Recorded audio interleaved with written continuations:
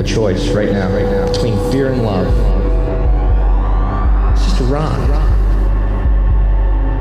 Out of the dark night of ignorance and into the shining light of truth. Expounding reality. A population of citizens capable of critical thinking. We don't see things as they are, we see them as we are. There's a level of reality where everything dissolves into an ocean of energy. We empower our experience by insisting on our authenticity. That's very profound. Very. Expanding reality.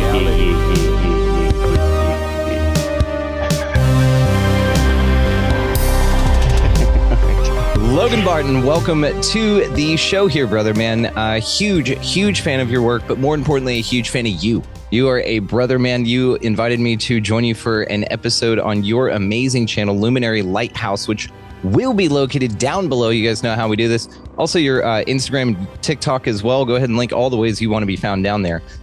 We had a great conversation with Michelle Gibson on your show, and she was, of course, in Hibbler's Old World Order, right? Yep, Old World Order. Doc, yep. With our dear brother, rest in power, Matthew Smith. And she was an amazing talk to. And so I'm going to go ahead and link that down below. You guys head on over to his channel.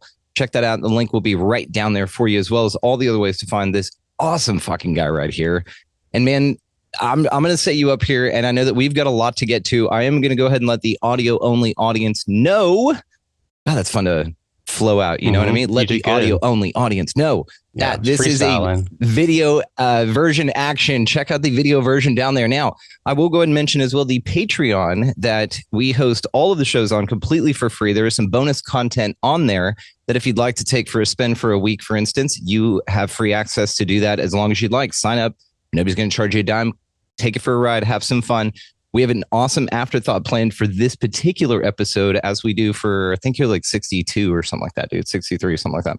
And so there's quite a bit of content over there, guys. Go check it out. But more than that, the shows here are hosted for free because of the damn no ads. We're getting folks off of YouTube, letting y'all know that there are other places that you can find our content that's not going to interrupt you with an ad every 5 minutes, or right when somebody makes a point, they're going to go, bing bong, do you have something in your butt you need taken care of? No, we're just going to have our conversation uninterrupted, right? Might be useful, but later, right? So mentioning that is located down below, guys. Great way to support your favorite show. But more than that, just get over there to get off YouTube. They're ad-free and aired for free. We also host Frequency Theorists. That is our monthly hangout that keeps getting wilder and more amazing. Our next one coming up is, what is that? Hidden Ass History Fart 2. Farts. Yeah. Farts. And we have been blown it out of the water there. I think Michelle's going to join us for that. I don't know if that's a spoiler or not, but we'll see.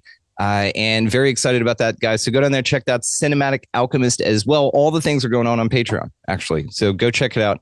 And Logan, it's good to see you, my brother. Let's get to you, brother. Tell the audience, if you don't mind, just a little bit more about yourself, sir. Okay, all the farts out of the way, ready to go. Now they are. Okay, go, sir. I've got to get one of those. to make the sound effects. Yeah. So my name's Logan. I'm run the Luminary Lighthouse TikTok and YouTube channel. I've found this community very recently. Brandon's been a really good person to find. I have him on Patreon, and it is worth every single penny. It's not even a lot of pennies at all, so you should be fine. But he's invited me to his Patreon. I mean, I DM'd you probably 2 months ago, maybe 3 months ago, something like that. We haven't known each other long, and it's been just awesome. Yeah. And he's already invited me onto his Patreon, and then I've got him to co-host with me. And, that's what I love about this community is there's so many genuine people in this community. It's hard to find, especially in today's world, no arguments, no disagreements. This is just, the things we like to talk about and theorize about. So, and everybody's cool with it. Nobody's going to shoot you down. They're going to listen to what you have to say. If they don't really agree with it, they might tell you, but in a nice way.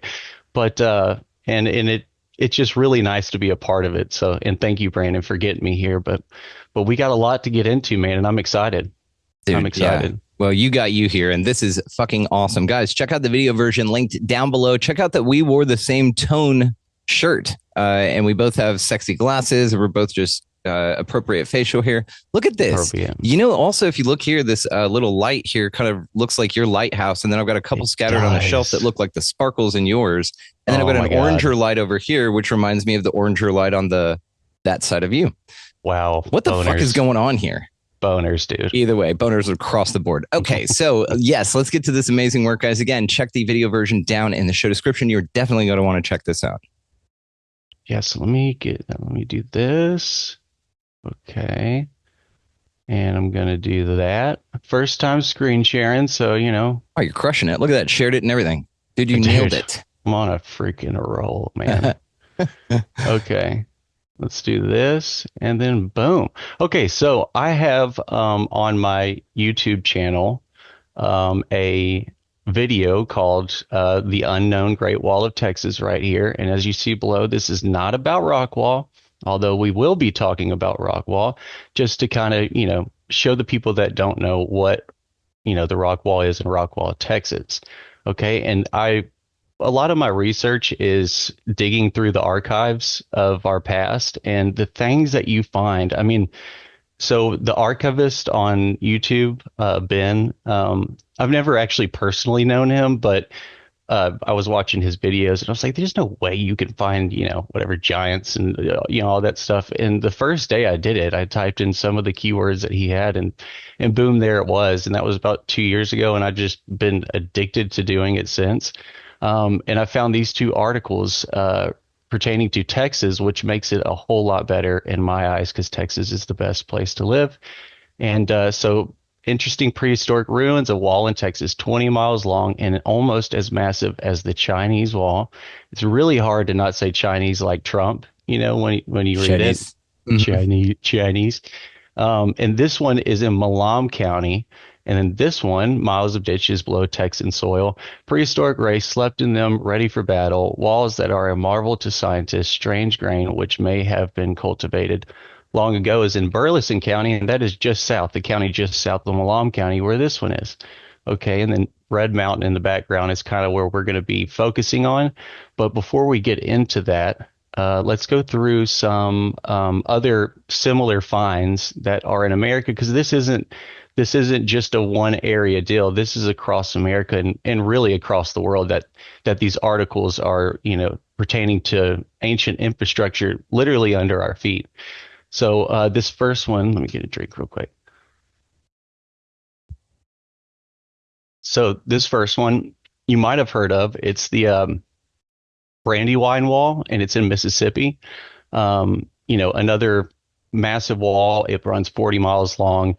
We'll just read a little bit of it, but those officials of the state of Mississippi who are charged with the responsible commission of superintending the construction of the new capitol, which is to cost $1 million, have had their attention called to a very excellent article of stone, which is said to exist in inexhaustible quantities. So right there, that tells you, you know, how they got rid of some of these ancient infrastructure was, you know, supposedly, who knows, but was to build other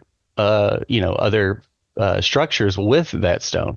Whether that's true or not, who the hell knows? It's like I've said, when you're using Legos, right? If you want to build a spaceship now that you've built your castle, you got to take the spaceship, you know, you got to take the castle apart, use those bricks to build the spaceship, right? Exactly. And you find that a lot in a lot of these articles that, you know, there's been people pulling away the stones forever, building chimneys and this and that. So this is in Claiborne County in Mississippi, some 40 miles. So it runs some 40 miles to the southwest, and it is possible a full investigation. No, for many years. Yeah. So we'll keep going.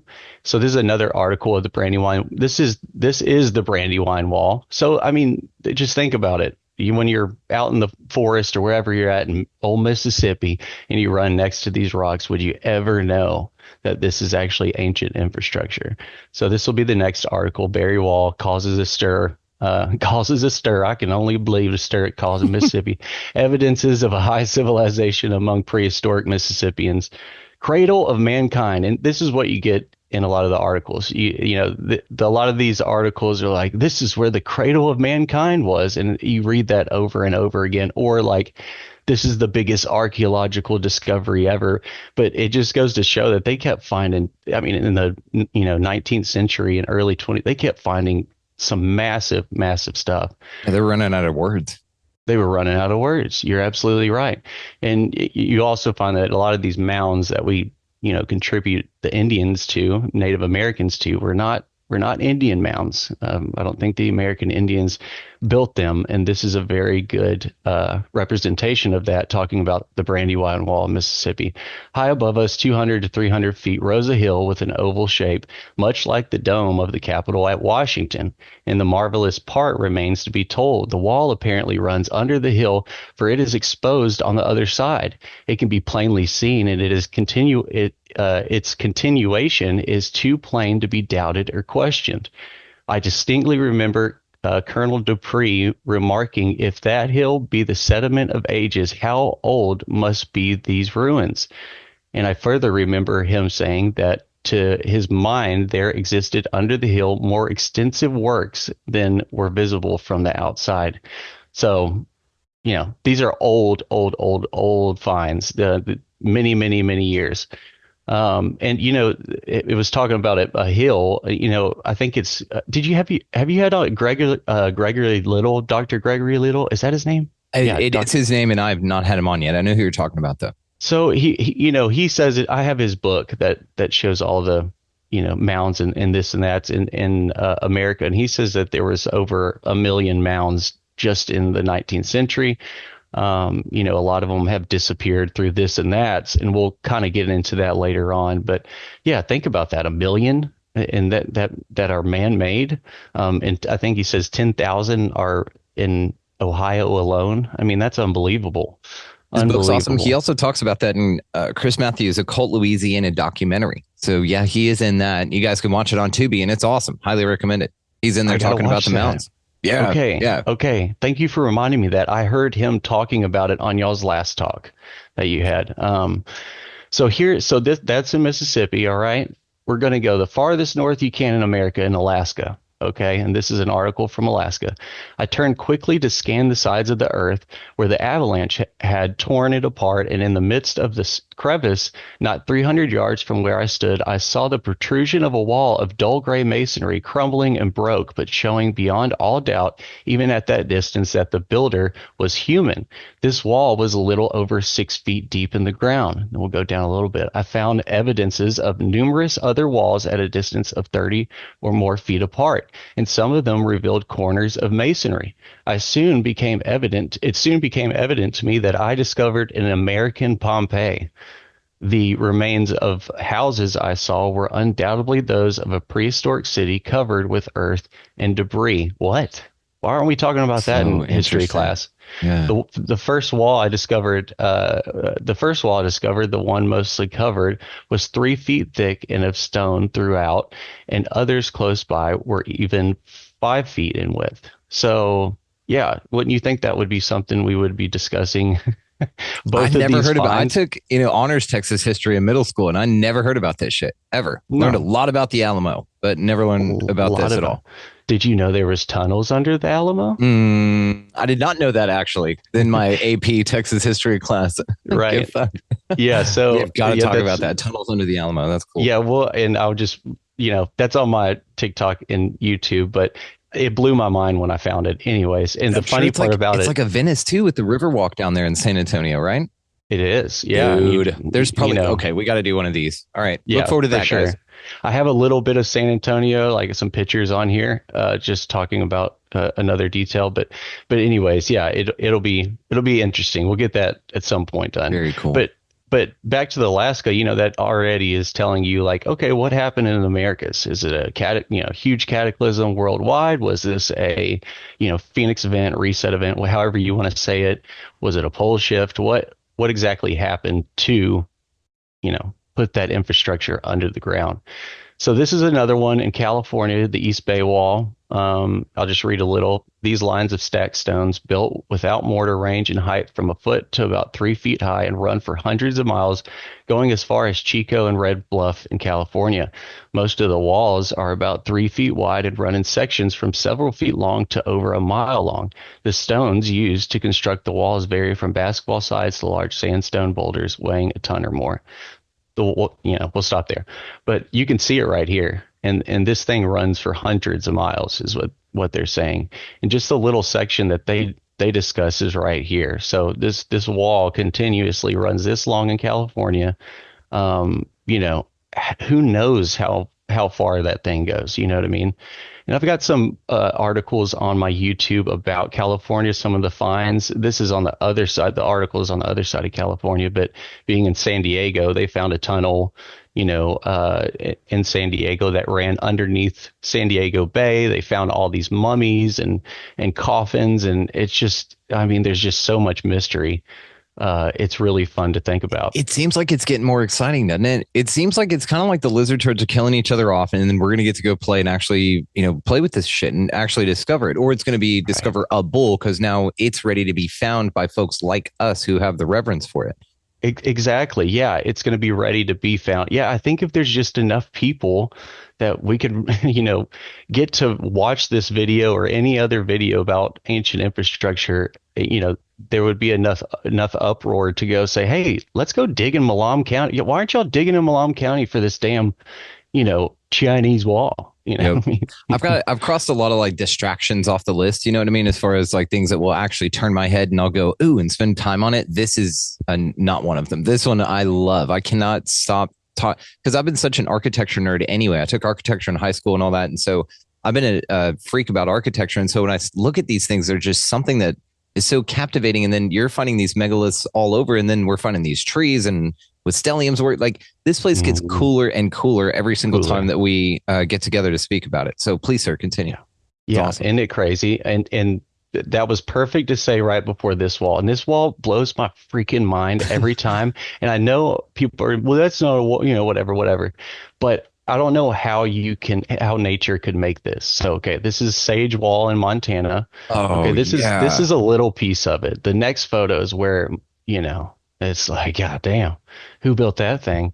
So Sage Wall in Montana, there's a lot of, supposed petrified giants and stone monuments and all sorts of things. This is the website I got this from. They have a whole bunch of information on what I just said. Shout out to them, universeinsideyou.com. Don't know them, but they got a great website. So check it out. This is the main part of Sage Wall. Dude. Look at it, guys. dude. Go to the video version that's just for this one. Holy shit! It's I keep so forgetting about interesting, dude. People listening. No, you're fine. We've let them know it's okay. Some people just like that too. But dude, these angles up there with the ones on very top on the left, like from where that dude's hat goes up. Yep, all that. Those up there, man, with that angle up like that. Isn't it crazy, dude? And the big man. And you can't say erratic rocks. These aren't erratic stones. A glacial ice did not put that there in perfect. Dude, come on. Even if organic, Stellium might look at this and go tree just because of the setback, but I'm looking at or that it was a fallen tree that they then carved out of. But why would you do the individual? I don't like to make it look like that. Kind of like how people take concrete and they'll make it look like stone on the outside of their house, but it's just a wad of concrete or plaster. You know what I'm talking about? Of course. Yeah. Or like even a geopolymer or whatever it is. And listening to Stellum every time he's brought it into my mind about the trees. He really, her, and then also Michelle Gibson. And so now every time I say, oh, well, this is a wall. And I'm like, well, and so we're not wrong. Right. So, but I looked at the wall we're going to talk about in Malam County differently, and I'll show you a picture here soon that gives it credence to Stellium and all those guys with the giant trees. But isn't that crazy looking? Dude, just wild. It's so interesting in so many ways. And now I'm looking at like Pumapunku or anything like that, and the bricks are fitting at interesting angles and they're rounded off at the tips of each corner. They're not 90. They go straight, but then they round. If you look where they join, and not only they round and bulge, kind of like charcoal briquettes. Yes. Do you know what I'm talking about? Okay. Yes, I do. Yeah, no, the bulge is really bulges are weird. Yeah, but I'm sorry. Bulge. Okay. But look, okay, so look at this wall, and then this is Baalbek.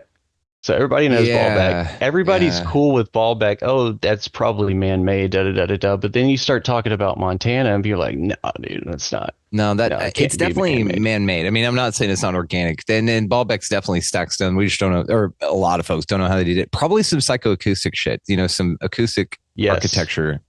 But man, makes that a wall in lot more Montana, sense. we got to go there, dude. Let's do a field Right? trip. Let's go out there. Please. I'm With this obsessed guy. with that. We'll go with this guy. That guy right there. We've gotta find He knows him. how to party. He'll be watching. Well, he'll reach out. This is still Mhm. Sage Wall right here. You got some little, hieroglyphs, whatever. Really? Look at that. Yeah. Whoa. Yeah. Isn't that crazy? I'm curious, and you'll probably get to it, but ley lines in these things, but go ahead. Yes. Okay. So I've got a little, it's towards the end, but I've got ley lines on the Texas parts. So that we'll look at, and I guarantee it, these do too. But yeah. And these look more like the Peruvian rocks on a Yep. smaller dimension, right? Yep. But these are more cornered off, and I don't know it that well to say if these are different sections or what, but we got to go up there for Dude, sure. totally. And it's like Sexy Waman or whatever, however you pronounce that, and Teotihuacan, all those, they do have this sort of rock that sort of blends and melts like that, but this one is more jagged. It's like the same idea with a different interpretation artistically. Yes, these are, and then these are completely different looking. Yeah. And it's just, it's very odd than these. And it's almost like at those ancient sites as well, you'll have older civilizations come in and build kind of different versions on top of the old as well. And they constantly are Right. just sort of fixing up the sites to make sure they maintain them or build something new on them to apprehend their power or whatever. Right, and if this is man-made, okay, well then that has to be bigger people, right? I mean, that's just. I'm looking at giants, dude. Just like stack some kid giant probably just stacked this shit up. Or you were saying some sort of sound, harmonic Yep. type. That makes sense too. But if it's just manpower, well, then and we'll get into that. This is actually in Texas. A lady was digging in her backyard and found this Damn. under the ground.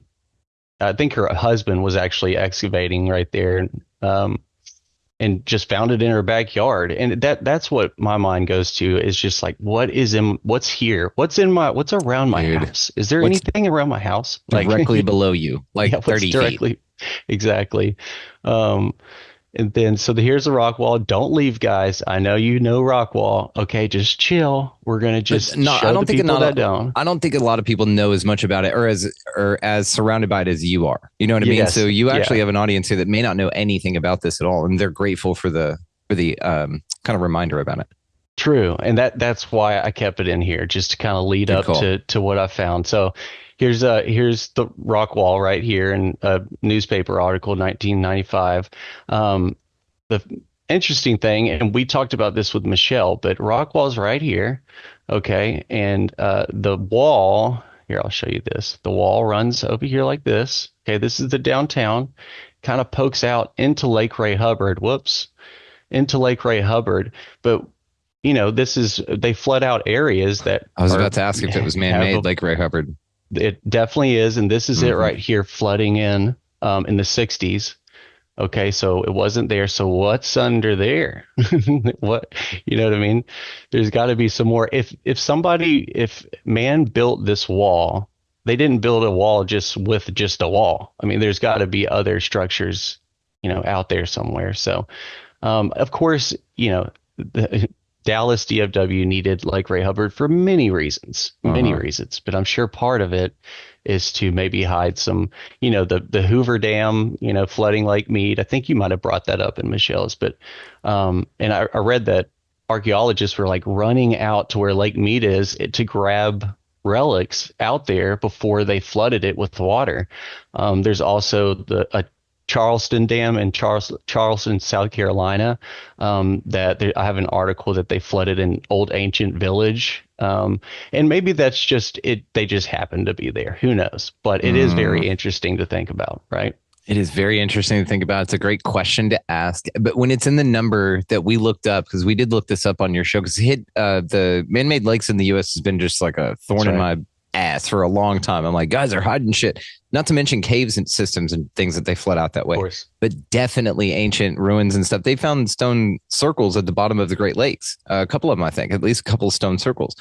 And it's the number that we looked up was 53,119 man-made lakes. 48% of the lakes in the United States are man-made.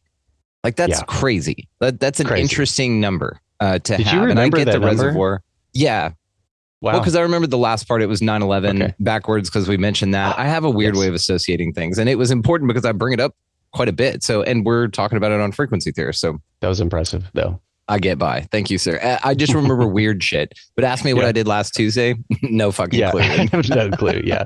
Amen to that, brother. Okay. So next slide is going to be, I put it right here, Party Pooper Page. Okay. That's what I call him. His name is Sidney Page, and he was dismissing the rock wall heavily in 1909. Okay. And he calls it sandstone dikes. And let's see where it is. I like that you have a Party Pooper Page. That's great. You know what? I thought that joke in my head, and I was like, I don't know if I should go. Okay. They stand vertically or nearly so and have in cases been followed downward 50 feet or more, always embedded in the lime muds. They are composed of exceedingly fine-grained quartz sands cemented by calcium carbonate. So far as observed, they do not vary appreciably in width through vertical range. Okay, anyways, that probably wasn't a good area to read, but you get it. Well, that's interesting that they don't get thicker, though they get higher, because you would think that something that gets taller, you need to stabilize a thicker base width, but they remain the same width as they get vertical. That's interesting. That is an interesting note. And the fine grained quartz that's found in a lot of the structures around. It's a piezoelectric, has piezoelectric effects, can generate electric charge and paramagnetic and all that stuff. And a lot of these walls have quartz in it, and a lot of these state capitals have a lot of quartz crystals in it, in the stone. I mean, the Texas state capitol does too. So yeah, just an interesting thing, and you'll see that what they find in the wall can kind of connect with that piezoelectric, part of it. So 100%, yeah. So Party Pooper Page dismissing the claims, but around this time, this is what the article said. Okay, older than Egypt, ruins of a buried city are being unearthed in Texas. Miss M.L. Lemuro of the Texas Anthropological and Archaeological Society, so she's part of the club. Okay, she says the wall is older than similar discoveries in Egypt. The slab stones unearthed are of uniform size, symmetrical in shape, and resemble the cement brick of ancient Egypt. So was this lady lying, or, what? Here's evidence of the complete opposite, right? Let's see. Okay. So, and then this is what they still display it in Rockwall. This is in front of one of their, but I don't think that's even part of the Rockwall. This is part of the Rockwall. And this, I mean, sandstone dikes doesn't make sense. These kind of made me question it, these photos. It does look more natural a little bit, but I mean, it goes all the way up to here. It looks like a tree that fell. That's bark on the outside of it, and then it just hardened. Maybe that particular photo in the upper left. If you look at it, it sort of looks like a tree that just sort of tipped over, and then maybe it was covered in mud and then just petrified like that. Wow. Yeah, I didn't think of that one on the tree thing. That does look like a tree. Stellium fucks with your vision. It is a psychedelic that doesn't wear off, man. Okay. Here's another one. This was Count de Prorock, a huge archaeologist. He actually thought he found the Atlantis in North Africa and the biblical land of Ophir, all of those. So he's in the club too. But so among the geologists who believe that the wall is man-made is Count de Prorock, who visited Rockwall 10 years ago and declared that it is certainly the work of man. The fact that the wall turns and makes a square corner leads me to believe that it is man-made masonry, he said, because nature does not, as a rule, build corners in this fashion. I love that little statement right there. That's why I put a heart if you didn't know. But so then it's also interesting because it kind of reminds me of squaring the circle, right? And nature is the circle, like us, right? We're flowy, and then mankind of the matrix is the square, the one boxing in that which is, that it's a container for the thing. And so when we see that 90 degree, we think angel, all that kind of stuff. And the 90 shows you that mankind's right. Absolutely. And then they were finding angels, and also finding lintel portals and archways and, parts that were resembling windows and conduits for water. And this is a representation of it. And they also found an ancient, this is what all this is saying right here. But I'm just summarizing it. They also found an ancient script found on the wall that matched copper coins found in Illinois. So kind of odd. Don't know how that could be random, but so this is what I was talking about, the piezoelectric. So they found tin, titanium, iron, quartz, all in these walls, but they also found these little metal rings. Oh, so sorry, that's what the metal rings are made of. Excuse me. They found these metal rings right here. See it? Yeah. And so they're kind of seem like power outlets. Somehow. Send and return. Yeah, like power, like it connects the arc. Like if you were to connect something to that, or by their presence, they create an arc. Right. I have no answers for that, but it just seems, you know what I mean? It just seems like there was some sort of connection where it was making a resonance or something of that sort. I actually listened to a interview of a guy that was on Mark's podcast. My family thinks I'm crazy, but he was talking about that and how at times you could hear, like a wall, like kind of that kind of sound. Which who knows, but I thought that was very interesting. But okay, let's get away from I'm going to go a little bit forward because I talked too much. No, you don't. We need to get to talk perfect. I love this. I've talked perfect. Thanks, man. I will just leave this here. So a giant skeleton, 18 feet tall. This was found in Seymour, Texas. This is not far from Rockwall. If the report that the fossilized skeleton of a giant 18 feet tall has been found near Seymour, Texas, it is the most important ethnological discovery. See, I was telling you that says it in every article. Yeah. Most important, buddy. Most important. Yeah. And then this is a, representation of the size of the skeleton. That's not the actual skeleton. There's giants found everywhere, so when people find these huge walls and this and that's what could be trees, who knows? This is immediately what I think of. I love the time period appropriate relevant items they have laid out for scale size comparison. They have the half bushel basket over there. So that's a half bushel. Everybody knows what that is. You throw that right there. Oh, wow. That's that big. Oh my God. Gallon jug that you're all making your moonshine and your milk, right? And you're throwing over your shoulder. And then normal skull, which we've all seen. We know diff. Yeah. So that's Earl right there. I like all the, time period appropriate relevant images. The gallon jug. Yeah. That's hilarious. Half bushel basket. All right. Now we're to Malam County, guys. Okay. So Malam County is where we're going to get to the article very soon too. There's just a lot of oddities in Malam. So I'm trying to get it all into one nice little present here. So Malam County in the 1890s, when this article was printed, they had 27,000 people, a little over. Okay. In 1890, Cameron, Texas, the where the county courthouse is, whatever, had 1,500 people. But yet they built this as the courthouse and then this as the jail, which I just visited both last weekend. And I'll put why though here, because this is a jail in the 1890s and I don't understand it. Brandon, because it's not a jail, Bubba. It's not. And your intuition to call bullshit on that is a good one, my friend. Yeah, this is very similar in, God, there was a town we rolled through. I want to say it was Llano. Yeah, right by the river. And there's a similar setup. You've got the courthouse right there, and then you've got a jail just down the road, a similar type style deal. It's the same type Romanesque architecture, and it's an annex, right? But it's got to be part of the same, let's say, builders, but it definitely is not what they grabbed it and used it for damn sure. They welded bars on the outside of that thing. Look at it. Yeah, it doesn't fit. And then they said this was a hanging, a hanging area. You can hang people if you hang people from somewhere, sure, it's a hanging area. Tight. Yeah. And if you put bars on it, it's a jail, right? Yeah, exactly. Yeah. Well, they did a good job with that. But it just, it's one of those old world things that I just want to show. Already setting the stage for Malam County here. You know what I mean? Courthouse is gorgeous. Is that what it currently looks like? It's gorgeous, yes, and it Or is did that right die here. in a fire? Oh, okay. There we go. Right here. There's the bell that was on top. Interesting. Yeah, Is very. it And broken or does it work? yeah, it seems like it would work. There was nothing wrong with it just from looking at it. And then it has your typical courthouse story here, and I'll let y'all, take a screenshot of it if you want Cupola, to. four-sided clock. The clock was removed. Clock and Exactly. tower was removed. You got it. And there was 4 courthouses before that one. So, Mhm. and then here's the jail one again, screenshot if you want to read that one, that silly story.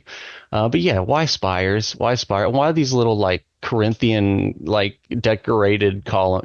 Whatever. Anyways, Well, so as they're being hauled in for pulling their dick out in public, they have a nice place to sleep, sleep it off in. You know what I mean? oh, y'all got a nice jail. Okay, I'm cool with this. Just be This is breaking better the than my rules house. just to go in there. Yeah, I know. Yeah, right. Okay, so interesting note, there was a Nile in Malam County, and not far south of there is a Egypt, Texas as well. Just going to leave that there. You can do whatever you want with that. They named Nile in Malam County after the Nile River in Africa, if you didn't know. Anyway, so here is the first part of the article, and we will get into it. So interesting. I'm going to read it all. We got 3 slides on this, okay? But it's super interesting. We're here for the ride, dude. This is so cool. All right, baby. All right. Interesting prehistoric ruins. A wall in Texas 20 miles long and almost as massive as the Chinese Wall. Okay. A Texas correspondent writes to one of the scientific departments of the government of strangely interesting prehistoric wall discovered on the frontier of the Lone Star State. This marvelous ruin surpasses in interest all the other wonderful remains hitherto found of the people who once inhabited the whole Mexican plateau and attained a high state of civilization. It passes through all of Milano and has a total length of about 20 miles. It is built of solid masonry, 10 to 15 feet high, and has many feet thick. Its height and thickness are thus almost as great as the famous Chinese Wall on the north of China. The direction is northeast to southwest, which is actually the opposite of the rock wall. Side note. And so it is for the most part underground, and this is one of the curious things that puzzled those wise men who are supposed to know all about prehistoric remains. That's a shot fired. Yep. It is undoubtedly very old. One might suppose it to be the sure foundation of a gigantic fortress which rose above the ground many feet. The towers and other means of defense with which it might have been provided have had time to crumble away in the years that have passed. The long fortress may have been pulled down by the conquering invaders as the people died out from the land. The debris of the old wall would in either case cover its foundation. So, and you hear a lot of the writers in these articles with giving their input on it that are very silly, and they were eloquent, man. They were storytellers, weren't they? They wove those facts into something catchy and salacious and absolutely awesome. Some beautiful stuff, and then some really silly, because they're thinking of their guidelines. Like, this is what, I can't put this in there, so I'll just kind of follow the path of what everybody might think it is. And that's certainly in the second article about Deanville and Burleson County. But anyways, good start to that. So, and then this is him jumping to conclusions, which I do not follow this path, but we'll get to it. The Aztecs probably built this wall. Right off the bat, it says well, but pretty sure it's wall. They have left some inscriptions on it, but since their language is entirely lost, no scholar can ever hope to decipher them. One covers a space of 8 feet square. The characters are kindred to Indian inscriptions, but not so closely allied that the mystery can be penetrated. There was undoubtedly a populous village or city in the vicinity, for on a high hill near Milano, the remains of a mighty temple of worship are found. This was supported by more than 200 lofty pillars. Damn. Some of them are still standing. They were made of clay, which was well burned. This gave them the appearance of stone. In this temple were placed many idols, broken parts of which are preserved. One shaped like an owl is preserved entire. Human sacrifices were made to these, as well as sacrifices of beasts, birds, and reptiles. Skulls and bones have been preserved in the clay. Some of these belong to large animals.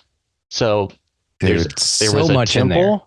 Yeah, there was a temple of 200. Yeah, and the owl and all. There's a lot in there to unpack, but the 200, I mean, it wasn't like 5 pillars on a temple. It was 200 pillars. Lofty pillars, brother. Lofty dog. Yeah. Dude, so, and then their terracotta style where they were burning things, and making them out of clay. That's reminding me of the Xi'an warriors over there in China, with all the warriors that were at stand. And that's what he's describing here, is that it made of clay, which was well burned. So forged, right? Right. What do they call that? And looked like stone. Yes. There's a kilned. There we are. Anyway, nice. Okay. Whoever sent that to me in the mind, thank you. They're yelling it at their device they're listening to this on. All right. Yeah. And then absolutely this made a pair of ancient stone, which again, look at the Xi'an things. We'll pull that up in the afterthought here. And then You've got the owl, of course, and then human sacrifices are made to that thing. And what are you thinking of immediately there? Yeah, well, the typical thing of owl sacrifices, right? Yeah, to Moloch. And then I'm thinking Bohemian Grove, where they had that huge owl statue that now and this tiny little one had a bunch of bones in front of it. Interesting. Yeah, and Drake's little symbol on his on his clothing line, like that was an accident. Oh, I'm not that hip. I don't know what Drake's got going. It's an owl. But I believe you. It's an owl. Yeah. It's another thing I'm curious about is these characters up here, the inscriptions. Are there any shots of the inscriptions or anything? There isn't. No. And what I'm picturing is a lot of what the Aztec and Mayan, symbols look like. But I'm really having a hard time, believing that, these civilizations might have come after who built this. Yeah, could have graffitied them, Yeah, and maybe graffitied them, or they were entirely made up. I don't know.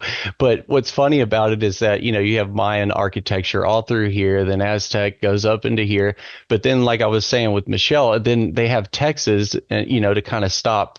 Okay, then they stopped there and they didn't build anything else in Texas. That's a brilliant point.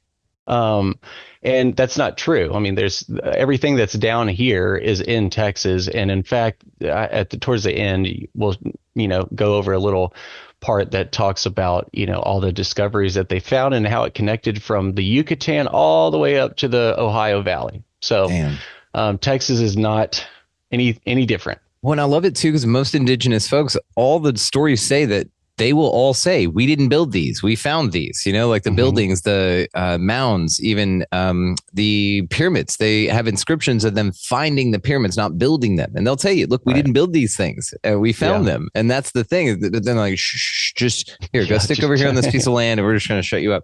Like, guys, we didn't build this. We just found it. It was laying around. Yeah, and at the same time, they're telling you, they were sacrificing virgins and this and that. I'm like, I don't know if a civilization that could build all this stuff would be. I don't know. Preoccupied, aren't they? Yeah. I just things going on. It doesn't mix, right? It doesn't mix. Or if that was the source of the power for their great ability to build, is that they ended up with some dark forces or sacrificing things to an owl statue in the cave, and maybe that's the way they were able to build. We're not ruling it out. But it absolutely seems more likely that a civilization that advanced would at least have some advancements in societal understandings, and that would treat each other a little bit better. You said that way more eloquent than I did. Okay, so we'll start. Some are what? I don't know if I might have cut some off. Okay. Oh no, there we are. Yeah, that's why I put the arrow. Nice. Good job, Logan. Some are petrified, and it is thought that these early Aztecs may have understood the art of assisting petrification and thus preserved the bones of their sacrifices. The idols are all curiously marked. Around each pillar, small stones are piled up in circles or squares, and inside each circle, underneath the pillar, there is a center foundation stone fashioned to represent the godhead. Near the wall, there are also furnaces in which the natives smelted iron. The locality and direction of the wall are not easily accounted for. Perhaps it marks the boundary of certain tribal territories, which was exposed to the attacks of the enemy. An enormous amount of labor and material must have been required for its construction, if built above the ground on the same gigantic plan as the foundation. Although there were toward 1 million people then living in that vicinity, the work must have extended over a considerable period of time. Unless this was some strategic point, it is difficult to understand how but a few thousand could have interested in the construction.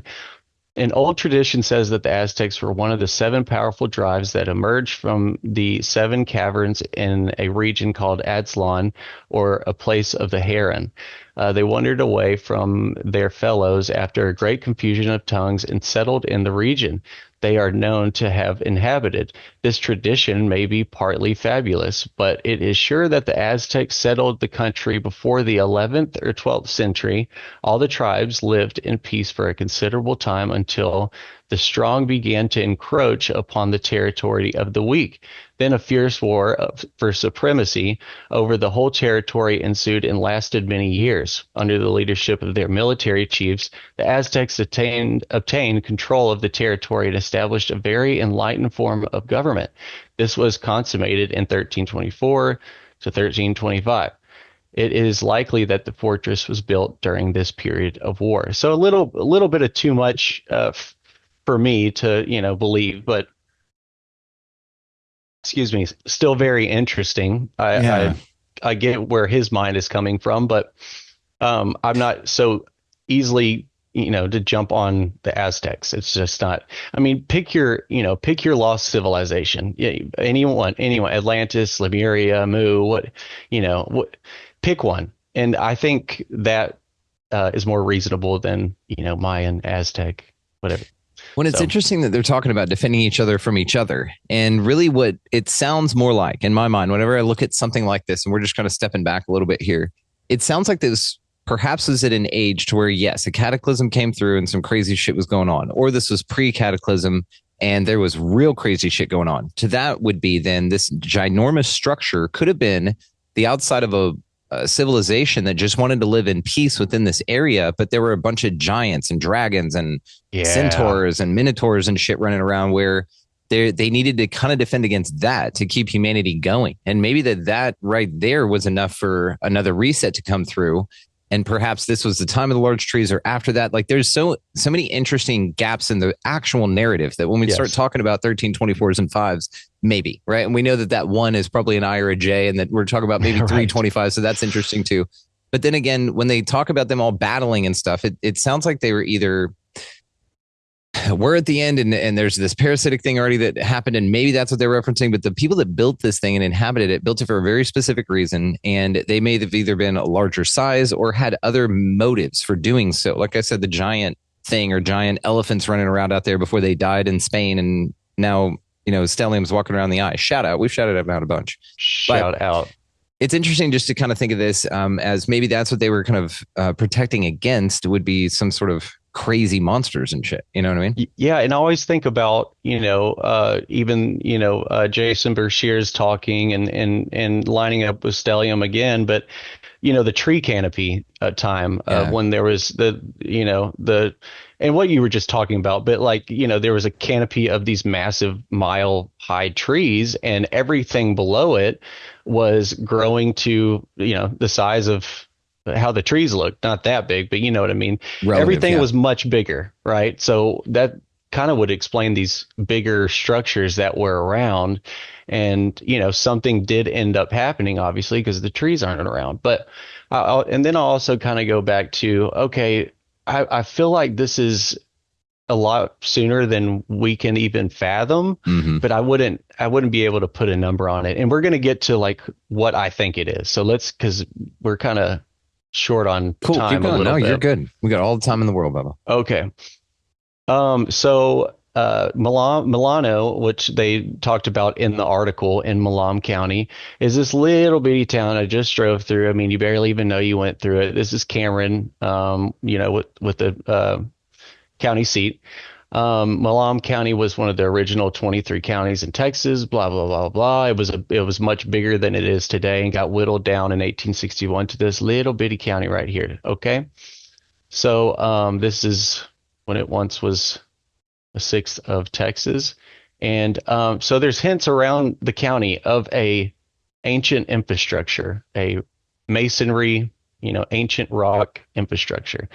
Right next to Milano is Rockdale. Okay, so it's a little wink. You know how they do that, and the proverbial they give you a little wink or a nod of yeah, we know it's there, but we're not going to tell everybody. Okay, So obviously, Valley of Rocks would be Rockdale. A dale comes from Old English, a dale valley, but metaphorically could be seen as a womb or fertile place. So it's just a little wink. And Rockdale has a very curious story, basically, that in the 1870s, a woman that was with her husband, the husband owned the land, passed a curious rock on the way to Rockdale area, and they named it Rockdale. Okay, so Rockdale, Texas was named after a nearby rock that was 12 feet high and had a circumference of 20 feet. The rock is located northeast of Austin between Waco and Giddings, which is a 90-mile window. I just wanted to point that out. Yeah. They didn't give you any close area that it could be. It's a 90-mile, figure it out. And here is the original one, which I think, Brandon, looks like a tree. Looks part of a melted tree, like something. Yeah. Or melted. That's exactly where I was going. So this is probably Earl right here and Daryl standing on top of the supposed rock today around this time. But this is the original rock in 1870, in early 1900s, probably. What happened to it? Was taken. I just don't know. They don't have it pointed out. There's not, you would think there would be a historical plaque next to it or this or that, but it's not. Like, I don't know. I couldn't find anywhere it is. Because you told me is the only reason I think those two are the same thing, or I'm questioning if those two are the same thing. Because if you were just to show me those pictures, they don't look like the same rock at all. That's why this little brain right here is like that. I didn't. Very nice. Is why. But if you look under the rocks that the dudes are standing on, if you come the one, I guess, the little cluster that's closest to you. Yes. Where the brain's sort of winking down, it does look like sort of masonry that's been melted right in there. Yeah. It looks masonry. Thank you. So that's kind of more my what my vision is for all of this. Mm-hmm. So that could be part of the wall. That could be part of the temple. But yeah, I have some other parts, that the Sugarloaf Mountain, Red Mountain, which looks more temple-ish, and then other parts, little hills around, they call them mountains, but hills around the county that looks like that could be part of the wall. But so Rockdale, let's see. So there's some more little homages. Elevation, there's Milano, Elevation, Texas. All right. So 15 feet high. As many, talking about a very large wall in the area. There's also Temple, Texas, which is about 50 miles away, not too far. The mighty temple of worship, 200 lofty pillars. Motherfucking pillars again. Motherfucking pillars. Okay, so just a lot of interesting history. This area is filled with history. That's why I have 130 slides. Okay, because there was just a lot of stuff. This is so cool, Bubba. Thank you for sharing this with us. I'm just gonna pop in and say thank you and how much fun we're having here. This is so cool. Of course. Well, thank you and thank y'all. I love doing this. Well, this is my first time doing this, really, but it's one of my favorite things now. Yeah, it's really fun to talk about. Nashville, Texas was one of the first, in one of the first county seats in Milam, and then there's Tenoctitlan, which is the same name as the old Mexico City, the Aztec capital, which I thought was very funny. And Tenoctitlan is in Burleson County, which will be, for the Patreon people, will hear the next article and the findings that happened over there. So in Tenoctitlan, let's hold on. We'll get to Tenoctitlan. Let's keep going. And it's spelled like Quetzalcoatl, that type of spelling. It's got the X in it. Yeah, exactly. It's very Aztec or Mayan. Go ahead. So in Tenoctitlan, it had an island basically in the middle. It was flooded out around. There was bridges leading to the middle to the city. And Tenoctitlan was known for temples. There was a ton of temples in Tenoctitlan and where Mexico City now is. And funny thing about Milam and that area is they are known for all the bridges that they have in the county. I think it has the most bridges in Texas. A lot of these suspension bridges, which some say they were already here, infrastructure as well. And a lot of the stories on these, like they picked it up and moved it to another area, the typical stuff that you see in and old world structures. But yeah, just thought that was interesting, the Tenoctitlan deal. It's very interesting. And these bridges are all over the place. I know you've seen them too. They run along highways, right? Sort of like how they have the old Route 66 is right. Highway 40 runs parallel with it so that for a good stretch down in the New Mexico, Texas part, so that you have that to drive on, not this older road, but it utilizes the same pathway, right? It's just adjacent to it a little bit. So it's kind of like the same thing. It's these just slightly adjacent off harmonic pathways that we're on these concrete structures where these are just adjacent to it. It's very, but running parallel in most cases. Yeah. In Richmond, Rosenberg area, we have one that's very well known. We have a couple that goes over the Brazos, and this is over the Brazos. The Brazos is a very historical river. There's a lot there, but it's 5 minutes from my house. It's right down the road. Oh yeah. It goes through cool. That's weird. Yeah, I've been doing some deep dives. There's a huge bridge, and there's a set of these side from highway bridges that run right next to 20, go right over the thing right there. There's a thing called Hillbilly Haven, and they'll pick you up to go float the river right there. But that's the Brazos. Hillbilly Haven. Yeah, when you come out, we'll go down there. Let's go. I'm down with that. That sounds like a place that would be fun. And then this is Sugar. So this bridge is right next to Sugarloaf Mountain, which we will be talking about, which I think is, part of the temple or part of the wall. But there's a lot of oddities in Malam County, landscape, the landscape geology wise. This is one, there's many of them. We'll go through quite a bit, but there's just these weird, hills or mountains that they call in the area, all throughout the county, and around the county, the next door and stuff is flat as can be, and there's just these 100-foot hills in the area. Also a ton of cemeteries. So there's all these little historical cemeteries. There's 4 right in this area. This is Milano right here that they were saying the wall goes through. Rockdale, but they're just everywhere, and a lot of them are very curious, Masonic symbolism. This one caught my eye, let's say the least. Sugarloaf Mountain is right here that we'll be getting into. There's a cemetery called Black Israelite Church Cemetery, and which is, they think that a lot of the African Americans and even Native Americans are part of the Lost Tribes of Israel. And I just thought that was weird. They're right next door to each other, because when you look at the Tonkawa, crest or whatever, they've got some symbolism on there that kind of points to that being the case. But and those were the Indians in that area. But just an odd thing. There's a bunch of different Moorish. Yeah, there you go. Exactly. Discussion on Moorish cemetery. There you go. Moorish cemetery. So Moorish civilization. You got it. And another fire since the earliest interment is 1870 at this cemetery. The courthouse and all recorded deeds, wills, and all other public records were lost in the 1874 fire. Of course they were.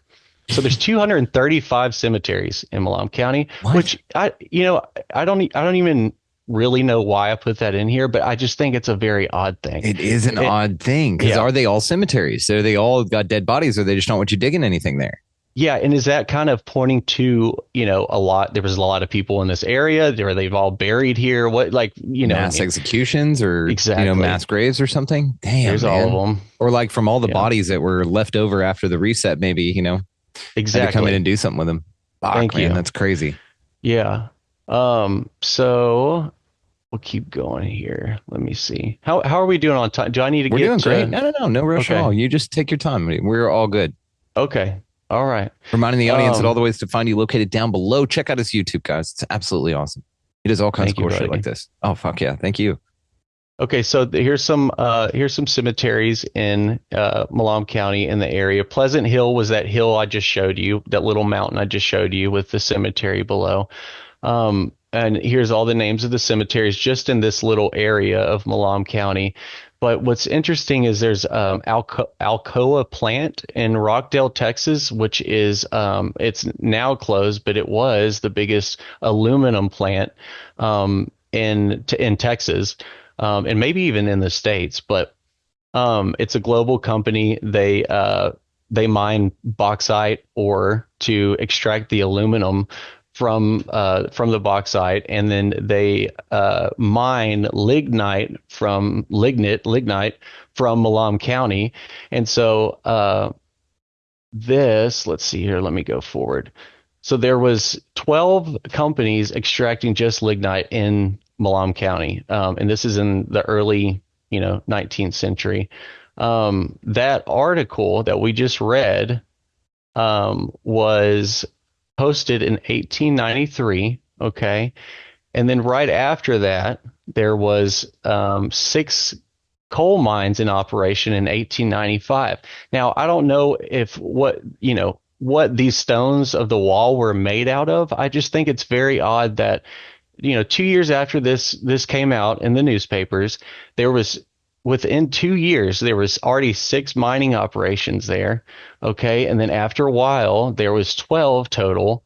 And here's the mine right here. But, were they just extracting lignite? Were they extracting something else? I would love to look into areas of these findings and see if there was mining operations soon after. I don't have a whole lot of information on that. It's a very bold theory, but it's odd to me that all these mining operations just popped up after that article came out about a massive wall running 20 miles long, Yeah, and coincidence stinks. So we know that that's probably not what it is. And it's interesting too, again, Stellium, shout out. Guys, check Stellium out. Obviously, it's important. Call 'em out. It reminds me of what he talks about where mining occurs is where they mine at is because they know that these trees or titans have fallen and that their blood or the sap or the minerals within them sort of coagulate and turn into quartz and these opal and very valuable gold, all kinds of shit were in these ancient artesian wells for trees and things.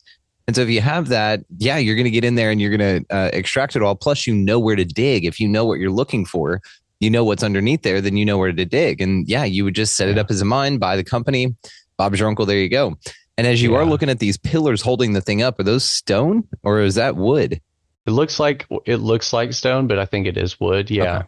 Yeah, just an old photo. But and Stellan was really getting a call out on here, but that's so interesting to think about. And maybe this wall was just a fallen over tree trunk, like you said. I mean, that makes a lot of sense. It and then really over time, does. People carve it into a wall to make it, look like that, maybe because they were bored or because it was defensive, or it was a tree that just. Those are the segments it came off with, and then they took it and built a wall out of it. Like, we're not ruling anything out here, and we're not saying what it is, just asking interesting questions based on some new perspectives.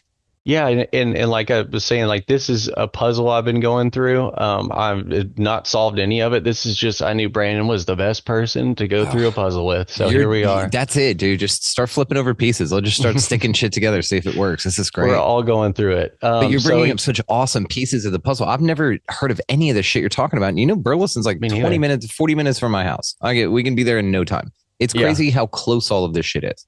And it's funny, too, you had all the pictures of the plaques and the buildings. That's what Mary and I did on our anniversary, was drive around to different courthouses, and you did the same exact things. We're right here with you on this, man. This is my new psychedelic, by the way. This is the thing that I'm doing instead of drugs. So I appreciate it. That's great. Yeah, drugs are for losers. So I was who they are on their path. I was one of them for many, many years.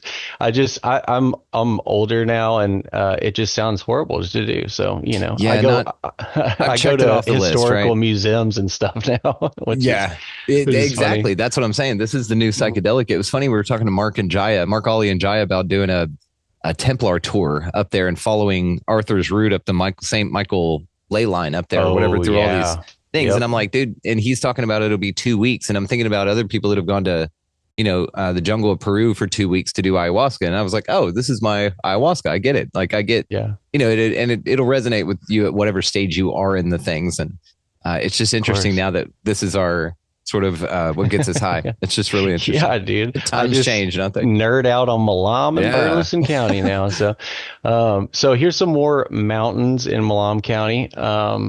Hart Mountain, it's 648 feet above sea level, 150 feet higher than the surrounding area. So pretty big. I just drove by it. It sticks out. Okay. Just south of that is Taylor Mountain, which is 100 feet higher than the surrounding area. And it really sticks out. And I'll show you some pictures of the Sugarloaf, and it's just like, why is that there? It just doesn't make sense. But so here's where Sugarloaf is. So Milano, okay, Rockdale right here, Heart Mountain, what we just talked about, and then Sugarloaf is up here.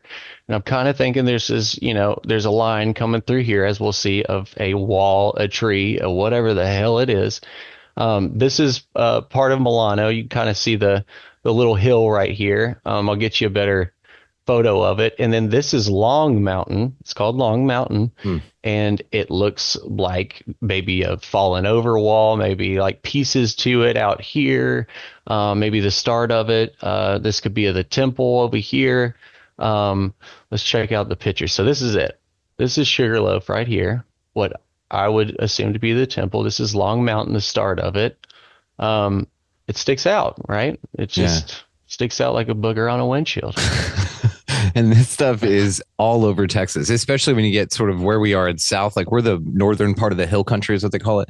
And when you roll through, you see stuff like this all over the place, man. And it is very interesting. And they do kind of remind me of trees, maybe some sort of swampy area that was there with maybe not massive, Devil's Tower type things, but big ass trees, man. And if you look at the shadow of that former image, do you mind running back to that last one? Yeah, of course. The snaky area or the Long Mountain over there could just be a branch that fell over, or the tree that fell and then rolled over off to the side. You know what I mean? And then now it's just there. And then of course it would be called Long Mountain because it fossilized very quickly because of the processes that we're seeing in like in Shipton Cave over in England. You can fossilize a teddy bear in a couple months. So, and it's interesting also in that article, they talked about the Aztecs having a technique for fossilization. In that article that you said, it was probably high mineralized water, like what they have in Shipton Cave. But anyway, I see stuff like this, and it's interesting to call it the temple too, because if you drop something like that, then your temple, you may want to inhabit the stump of that thing because you've got water running through there, and you've got artesian wells that will come up there. Plus, you have cave systems already built in for you underneath those tree stumps. So I would think that you would set your temple up there. Plus, how sacred they were, right? Yeah, if that's what occurred at all.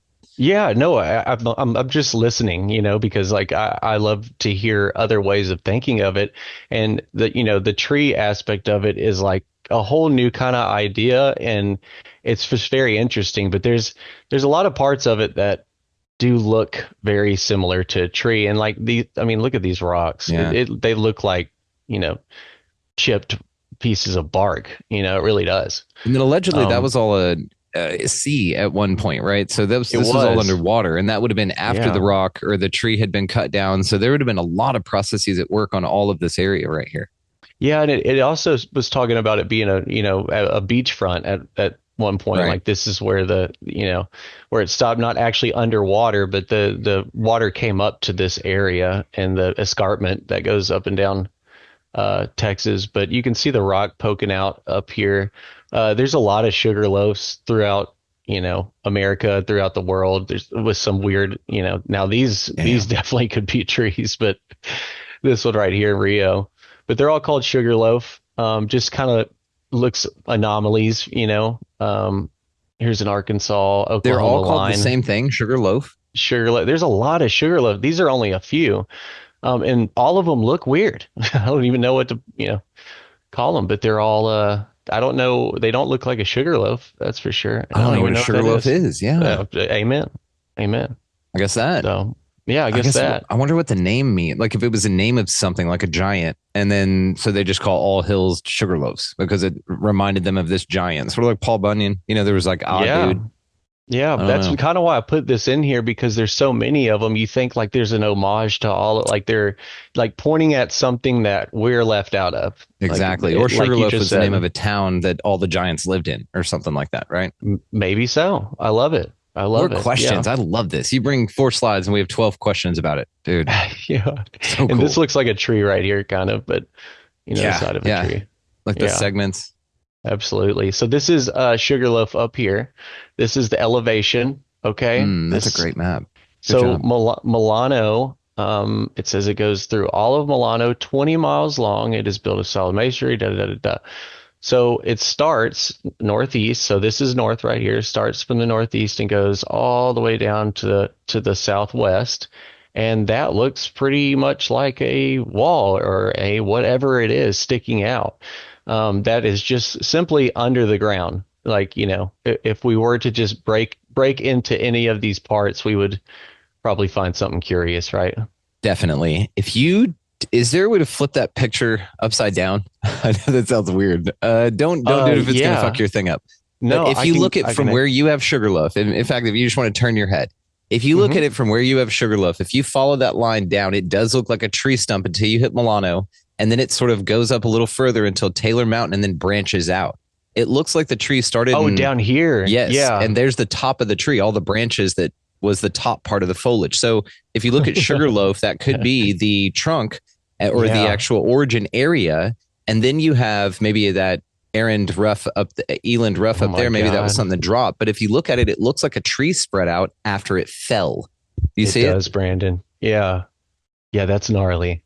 I would be curious to zoom out a little, but this is an awesome sort of depiction of that. And plus it shows that, a few miles high tree is still covering a massive area on the ground once it falls. Right. And like, also what kind of took my mind out of the tree at the beginning was just what you said. I didn't think the hill was big enough to accommodate such a massive piece that it could go 20 miles south if it was fallen over. We think of a cypress tree, like of course. Cypresses, those have that tiny little, the ones in Italy, and they go way the hell up to block the wind. So it could have been, this looks like it branches out. And if we look at Texas trees, they're sort of inherently stumpy anyway until you get out to East Texas and Houston, maybe a little closer. But they've got sort of it's got a mesquite vibe to me, like sort of where it'll grow big, but it doesn't, a pecan vibe, something like that, right? Yeah, mesquite's pretty like small. Drought tolerant. Yeah. Uh-huh. Like one of the drought tolerant large trees, my friend. Of course. Of course. Yeah, one of the drought, any of them. But that's wild. That's wild. That just connected really hard with me. But it looks like it just fell over like to the southeast, right? Or southwest, right? From that point. So this is from above. And then that ends right at Alcoa plant. So they were all mining around here. Exactly. And the tree thing is like, now it's fucking, this is blowing my mind a little bit more. It does, right? And then if they were mining there, of course they would. Around Taylor Mountain, probably in Hart Mountain is where I would tell them to mine. Is that where they were mining? I think it was around Alcoa, like right around there. But I honestly have no clue. Because they could have started there and then dug over to Taylor Mountain from there. You know what I mean? They could have just had the entrance to the mine there and then just shot underneath. I was obviously looking into where they were actually mining at, and that was very hard to find. So if anybody else can find that out, hey, we're a team here, guys. This is what's happening. I don't know figuring what this shit out together. I don't know what you're talking about, dude. I need all of y'all to come help me with this tree or temple or whatever it is. And some I'm looking at too is these river systems around. If you look at that river that runs across, that could have been what took the tree down. You know what I mean? Bro, a lightning strike. Yep. Yeah. And you'll see in a little bit, Little River that comes off of the Brazos, San Gabriel River. They're just they're either that, it's electrical in some nature, or they were man-made, because nature doesn't make, just like Count de Proic was talking about in the news article I just read. Nature doesn't make those curves that some of these rivers do, these S shapes. Even Michelle Gibson was talking about it. Could have been part of a, energy grid of some sort. But it's just interesting to look at. Here's part of a river up here, but that's what I'm saying. It looks like even the Brazos. Sure. Yeah. And you picture like some giant yielding a sword or something, cutting all the big trees down, and just the tip of their sword has plasma jetting off the end of it, and it just kind of goes bloop and queefs the side of that one, and knocked it off, and then it's got this now river forever, and then tiny little us come running around here going, "What's layup?" Queefs the side. That got me pretty good. Okay, so here we go. So Sugarloaf had many names. Camelback. Also another bunch of fucking camels running around here too, dude. Bunch of camelbacks too. Like, Phoenix, there's the big Camelback Mountain in the middle of Phoenix, and it looks like this with a little hump right here. It looks like it goes back to whatever the back part of a camel. And La Tortuga, Turtle Hill, Red, and then this is I'm gonna butcher that, but that is the Tonkawa native language for it, which we'll get into at some point. But yeah, it's weird that Sugarloaf and Camelback were both their names, and that's a lot of different mountains. And then the Turgle, of course. Yeah, and then camels were all over in Texas. Wasn't there the camel war that happened where they went shanking a bunch of them because they lost that war, just like the Australians lost the war against the emus. I don't know if it was, that might have been here. I know they were like shipping them in through Indianola over by Matagorda Bay area. Like they were supposedly shipping them in. I don't know. Right. Some say that they were already here, but that's more likely, right? Yeah. I mean, yeah, of course. Like they were trying to get rid of like they were considered an invasive species, but whoever was shooting them all were the invasive species, There you go. Yeah, absolutely. So now it's a camel. No, just playing. Yeah, no. now the hill's a camel. So we'll get Stellium out here to find the eye socket and point it out. Dude. Yeah, so here's Long Mountain that goes out here. Sugarloaf's over here. And then Now you've got me really effed up about this. Like, it'll make you look at it different, right? It just and now I'm on a different thought pattern. But anyways, let's go a little forward here. So this is just from you can see Sugarloaf and Long Mountain from a long ways. This is Long Mountain from a long ways. But anyways, you can see it from a very long way. This is like 5 or 10 miles east of them, and I mean it's really big. And Texas is really flat, guys. I mean, it's big sky country. And we call these mountains, so like you already know how weird it is to see a freaking hump in the land. We do get very excited about that thing just jetting out of the. My God, the cows are. I wish I could live on top of that thing. Yeah. So from the north, this is what it looks like too. I did this while I was driving. I didn't wreck, but so kind of shitty. Live your life, man. I don't believe in that shit. Live your life. Right. So here's I went there one day. This wasn't last weekend when I went, but I went one day and I was determined to just go up it. There's signs everywhere though. I got scared, so I didn't go up it. But this is the trail, and it's just an eerie looking trail to get up there. And from the top you can see this is like a little trail to get up here. I thought it was kind of weird. Sugarloaf is like a perfect triangle on the top, but you can see other trails going up, but it is protected area. They're going to be opening up into a park at some point, very soon actually. And but we'll go out there. Talk about that. We'll do a field trip, guys. We'll write us in if you want to come join us, and we'll let you know when we go.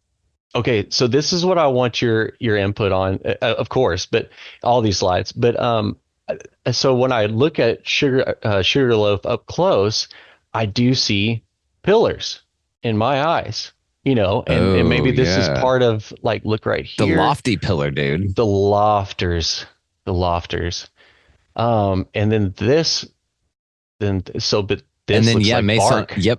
Right when I glanced up at it, right when you looked at it, that looks like definitely some melted shit. Yeah, either this looks like bark from a tree, right? And then also I think these pillars look like they were melted, if it was an actual building. But then you get up over here and that looks like a freaking pillar right here. What I mean? Like that's, you know what I mean? And you see these at Possum Kingdom and stuff. Yeah. This type of Oh yeah. And that, it has the same structure, shape of a pillar. But a lot of the parts, masoned. Yeah, it does. I feel like this is a separate part right here. You see this line? Yeah, it looks masoned. And then up there, little red backpack, if you go up to the right of it, there's that square piece right there that looks masoned in. That. This right here? Yeah, to the right of it. Oh, to the right? That block right there. Just looks like it's kind of stuck in there, and it's got some masonry around the top and sides. Or it was one big thing and it cracked. I'm not ruling that out either. But that whole section right there looks pretty masoned in, like they're giant blocks that are either fused or stuck there and then fused, something like that. Like you said, melted. Yeah, melted. Yeah, and this next slide, look, it's like an imprint is on it. See this? What is that? Close up. Oh, thank you for the close up. It's like an imprint. A stamp. Yeah. Right. So it looks like a foot mark, honestly, or something like that. But it looks like a stamp, and maybe this was melting, and it, I'm reminded of putty, like when you used to take it and put it over newspaper. You know what I mean? But this, it was as it was melting, somebody pushed something flat into it with an emboss, like a woodcut or something on it, like a stamp. Like when people put wax stamps and seals on their shit. Of course. Kind of looks like that. Doesn't it? Because it does. It really does. Because look at around the thing. It's circular. If you follow your thing around there, it's two parts in my mind. It's Right almost here? like it got stamped and smeared. Yeah, that's a Mhm. circle there, and then the smear is over to the right. You see it? Yeah, absolutely. Where the crest is makes a little dip at the bottom, but for the most part, it looks like a pretty good circle. Well, and there's these little lines in it, like these Oh little yeah. like lines that go, little ones right here, little ones right here. Yeah, I mean, I'm telling you, you just keep going and going. No answers. It, It's yeah, it fun looks though, like a mallet or something that somebody stuck in the side of it, like from a drum. You know what I mean? Like a doesn't it? giant, right? But Yeah. Yeah, dude, I that thought it is looked like so a interesting. freaking samurai kick from a Yeah, there giant you go. while it Or a was samurai melting or kick. something. Absolutely. Yeah, I Yeah. mean Watch that this. was where my mind goes. Don't do it, Edgar. That was the heel of his boot or something. The little Okay, maker.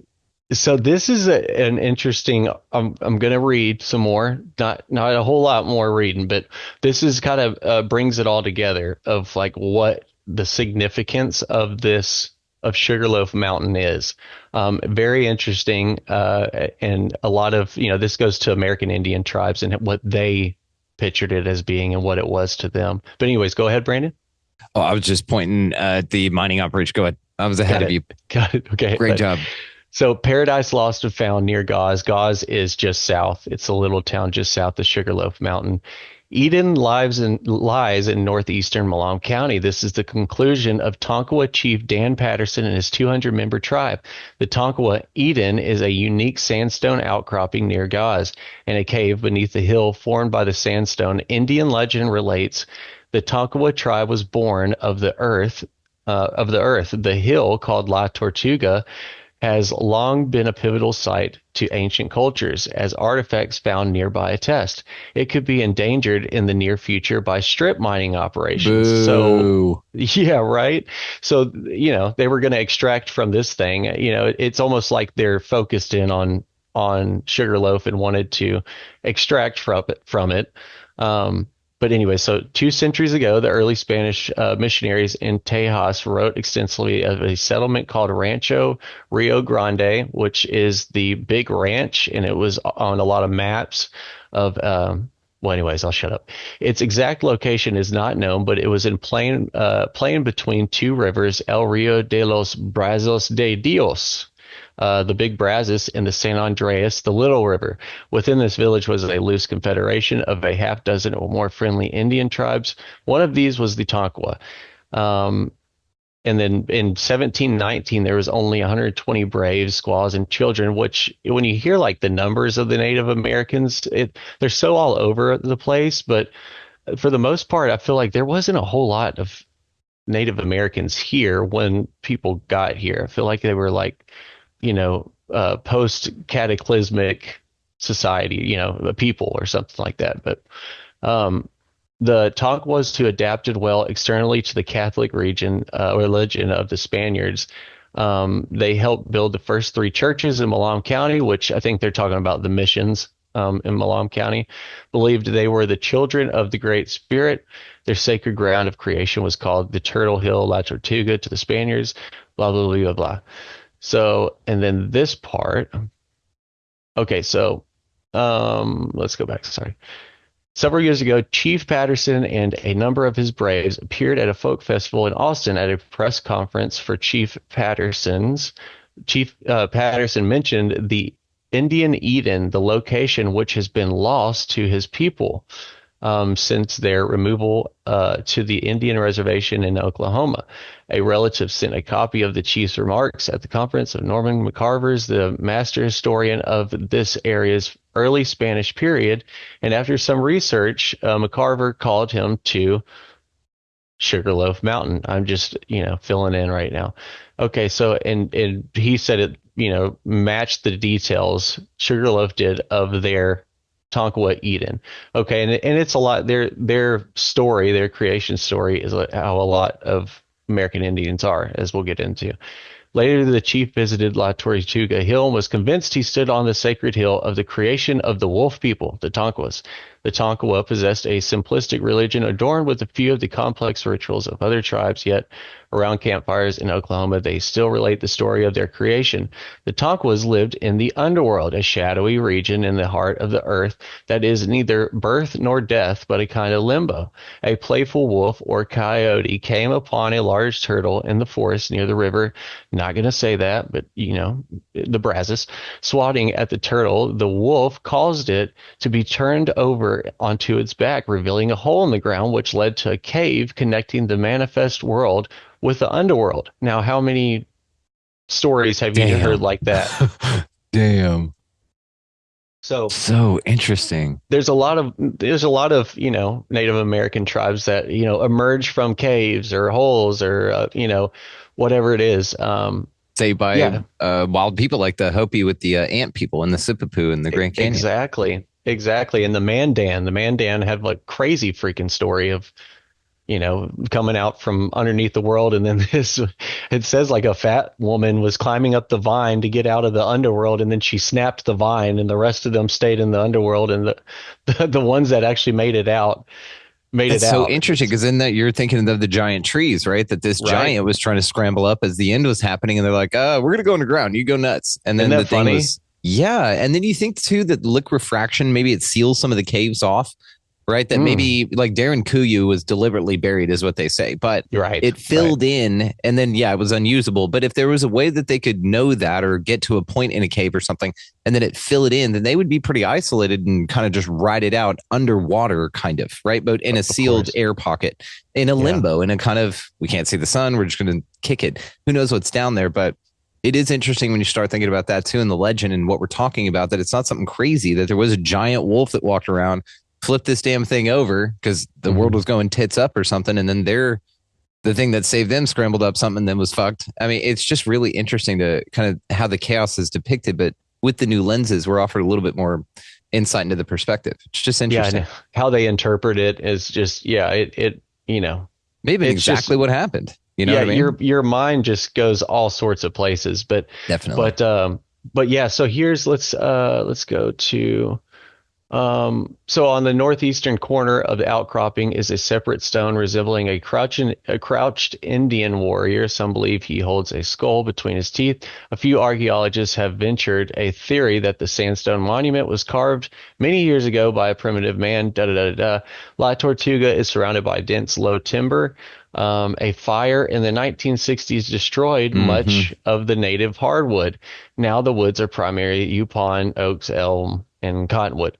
The land around the hill and along the west banks of the Brazos River has yielded hundreds of throwing points and cleaning tools, some dated by Texas archaeologists at 7,000 to 9,000 years of age. And then have you ever heard of the Galt site? I have not. Archaeologist site. It's around Temple area, and they also have, and whatever with the dating thing, but 10,000 years ago, like they're about to say that people were inhabiting this area. So it is possible that the site has seen Indians and paleo hunters for 10,000 years, although there is little scientific evidence to support any claim the Tonkawas were in the area during this period. When I first stood atop La Tortuga, a thunderstorm had been fired by the cool evening air, and lightning was playing across the sky. The effect bore traces of the occult, and it was easy to believe the site was the lost Indian Eden. Because of the hill's rich red and orange coloration, its location between two rivers, and because it offers the only high vantage point for hundreds of square miles, it was probably served an important role in more than one lost civilization. So hint, there's a lot in there too with the fire. It's interesting to think too that if let's say a narrative runs through and wipes out the indigenous woods in the area, let's say that those trees, actually the hardwood there was a little bit more conductive to the area, and it needed to be, that type of tree needed to be present or was growing because of the power in the area. One had to do with the other, perhaps. And then when you come out and it's replaced then by a either invasive or a different species of tree, does that change the energy of the area? Right. Yeah. Because you think of Hollywood, right? Hollywood's all over in the Appalachians. When we were out there in Georgia, it's all over the place. And that's a magical, weird fucking place. And Hollywood, the Hollywood trees, branches and shit are what druids use for wands. That's magic wands and shit. So it has magical properties that specific plant. Then you think of things like ayahuasca. Those are very specific energies within a botanical body. And so you think of how that would affect an area if they came through and clean sweep the indigenous botanicals and replace it with something else. Yeah, start over. And you could see it in this photo. So that's, look how flat it is on the other side of the Brazos. And then this Texas. This hill is, yeah, exactly. But what you just said, so this is a photo from, you know, probably early 20th century. Somewhere around there, who knows? But then look how different. Looks more like a pyramid in that one, or a mound. It does. Like a giant's mound. And that's why it's like you think you have the answer, and then you see something like this. But this is Sugarloaf Mountain, the same one. It had this whole detailed article about it. And look at the territory. I mean, it's completely different, you know? Yeah. And, you know, I know there's been a lot of, you know, there's like 10 years of colder weathers in Texas than other years, and all, you know, just fluctuations and stuff. And so yeah, I didn't know how drastically the area could look only 150 years ago. But and it's almost like that part that's a little divoted in on top was from something underneath that collapsed. So because the upper right looks a little more uniform, and then you have that middle concave part there that looks like it's either been sunken in or collapsed. Maybe somebody's mining underneath it already. There you go, Brandon, you're on point. So they were also talking about treasure hunting too. So this is supposedly the spot where a lot of treasure hunters would go, and they'd stick dynamite in there and blow up the center of it. Well, there you then go. They would that'll do it. Yeah. Then they would you know, get an excavator, which I don't know how the hell they got an excavator, you know, that high and Someone yelling, "Hold my beer." Yeah, hold my beer. Right. I'm gonna find that Spanish gold. Yeah, I'm gonna get it up there. Don't worry about it. But yeah, just very interesting, two photos side to side. This area also was part of the El Camino Real de los Tejas, the King's Highway that went from Louisiana, supposedly just Louisiana. I'm sure it came from a lot of other places, all the way down through San Antonio, and supposedly all the way down to Mexico City. I mean, you can, and part of it is there's Bryan College Station. So, you know, Malam County, Burleson counties over here went right through it. And supposedly, you know, the Sugarloaf area was a stopping point, and where the one of the big ranches was that the Spanish used to talk about, having all those Indian tribes around in one area. But yeah, a lot of history. And this is what I was talking about having some pictures of San Antonio. But here's Burleson, one of the trails going through there, Balam, one of the trails going through there and ending in, or, you know, going to San Antonio. But look how ancient. Dude, I just couldn't help myself but the put top that in two there. for damn sure, because they look like it was just found. They just stumbled across it. There's nobody out there. The mud streets, things are buried. Exactly. It's weird looking. And then there's the square, and then they just build around it.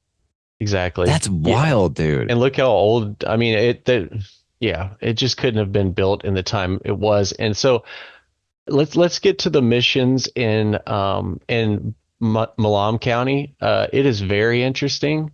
So there was four missions. I will not pronounce any of these right, but 24, 25, 20. I could do San Ildefonso. I could do that one. Nailed it. And 27. Yes, thank you. So those four clustered right in here. Just, you know, all the missions I feel like were just found infrastructure. They had to put a narrative behind it. You know, these four they appeared and then they disappeared after a few years, not very long. But one of my library trips, yes, instead of drugs, I do library trips. All right. And I found this history of Malam County, and this is a part of it. Talks about little remains today of the Spanish establishment. Noah Smithwick visited their site in 1840 and found sufficient crumbling ruins to judge their plan, talking about San Xavier Mission in Malam. The Reverend Gabriel Taus, a former Roman Catholic priest in Cameron, had access to the records of the Franciscan order in Spain, and upon the basis of them, he concluded that the missions were on Little River, some 5 miles southwest of Gaz. So it says southwest of Gaz. That's opposite side of, you know, the mountain, but a Sugarloaf Mountain. But that whole area was just clustered with these missions and Spanish and Native Americans. He thought, okay, so here goes. Okay, so he thought that a legend in connection with San Ildefonso suggested Sugarloaf Mountain as it being the mission, one of the missions. Okay. He was prepared to publish his findings nearly 20 years ago, but at the outbreak of the Spanish Civil War, he was teaching in Spain, and no one in Malam County has heard of him since. Which makes me, my conspiratorial mind, Yeah. Oh, think they're that about he to found reveal some something. history and then a war Yeah. broke out. Crazy. Yeah. And then Well, that just- destroys infrastructure because war, right? Right. And I mean, who knows if the war had anything to do with the guy, but it seemed like he was finding something out about Sugarloaf Mountain. They thought it was one of the missions or whatever it may be, and then he disappeared. He's like And- the Archduke Ferdinand of the Spanish-American War. That's funny. Exactly. Yeah. Spanish Civil War. Yeah. So here's just one more nugget that's just like, huh? What? Okay. That's very odd, but Yeah. keep going. So here's Saint Xavier, one of the missions supposedly, which tree, what wall, What's interesting too, all the red, and Texas is known for its red dirt, right? We have red dirt music, which is separate than Exactly. country music. It's way completely better. separate. Yep. Yeah, completely. separate. And it's like outlaw country. And so the red dirt to me reminds me of that iron oxide, again, Stellium shout out, was talking about that's found in our blood, right? So this could be a fallen titan. Oh This my could be God. something like that, because when I see red dirt, I think of all the iron rich, and your blood is what's rich in iron. And they find this in those cave deposits as well. Even with the granite, they'll find the holes in the wall with the iron running through, where a vein would be, basically. And so who knows what this whole place was? Maybe it was a giant turtle that bled out, and that's, these chunks of body, were flash petrified in some way that then left its colorization. I don't know. It's interesting to think about. This part definitely Yeah. looks like it is a chunk of meat or something. I mean, That was and- flash sort of frozen or something. exactly. And so San Xavier is off the San Gabriel River, which is, so here's the San Gabriel River. Here's Little River that's right over by the Sugarloaf Mountain. But anyways, the what was I saying? Oh, the San Xavier mission has some weird, and I actually posted on TikTok, but it has a weird story around it. And so there was supposedly, oh, and by the way, you can't go to any of these missions in Malam County. They say they don't want you to know the location because to protect it, right? And any of the plaques that they have, the historical plaques are completely not in any of the area of these missions. And so this is a book detailing the San Gabriel mission. We learn how rich was the San Gabriel mission, for whose cross of gold men have blithely sought, when we read that the total properties transported from it and its two sister missions include 6 bells, were inventories at $1,804, which is a ton of money at the time. This is the 1700s. Why do they have a cross of gold on top of this? Well, it reminds me mission? of this El Dorado, right? The Yes.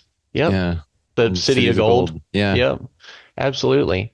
This is going to build a large rock. So the thriving mission soon had built a large rock church on whose steeple was a cross of solid gold. Blah blah blah. So basically, the mission was they were balling. They were balling for sure.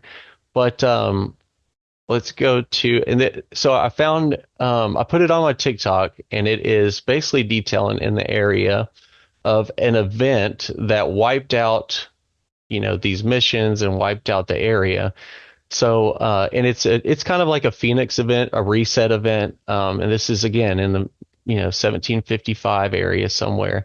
But it reads in this book that the sacrilegious homicides having been perpetrated, the elements at once conspired, declaring divine justice provoked, for in the sky appeared a ball of fire so horrible that all were terrified, and with as notable a circumstance that it circled from the Presidio when it exploded with a noise as loud as could be made by a heavily loaded cannon.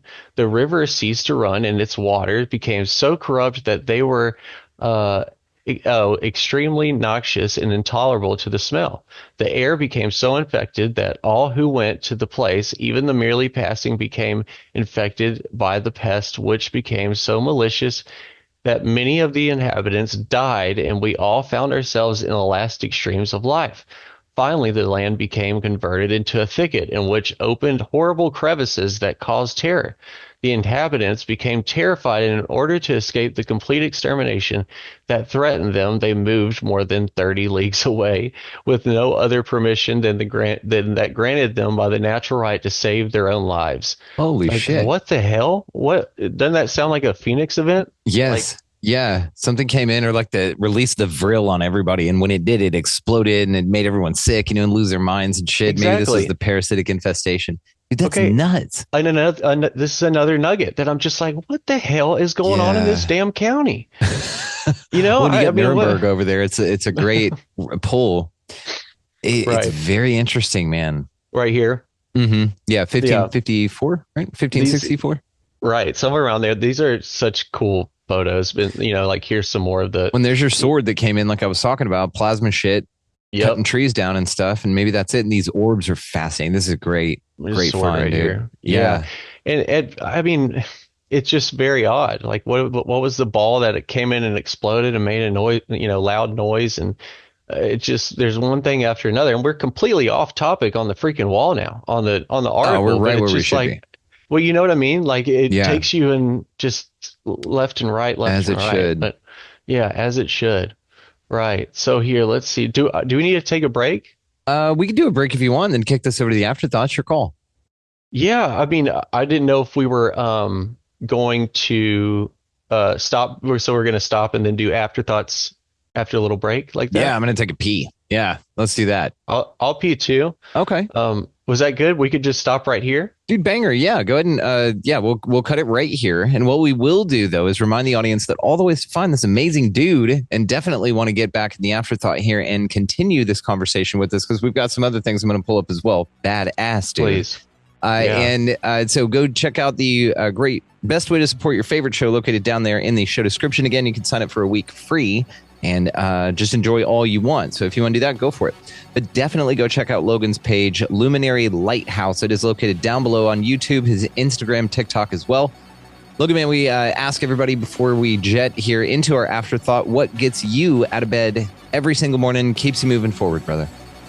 Well, other than, my wife and cool as hell little son and family members, probably just, being able to wake up and be myself, just be happy who I am. Because I mean, nothing that you do is going to be right if you don't love yourself right? And so a lot of rights there. But yeah, I struggled with that a long time. So it's nice to wake up finally and be like, let's freaking go life, let's enjoy it. Let's enjoy today. You know what I mean? So yeah, loving yourself is what I would say. Yeah.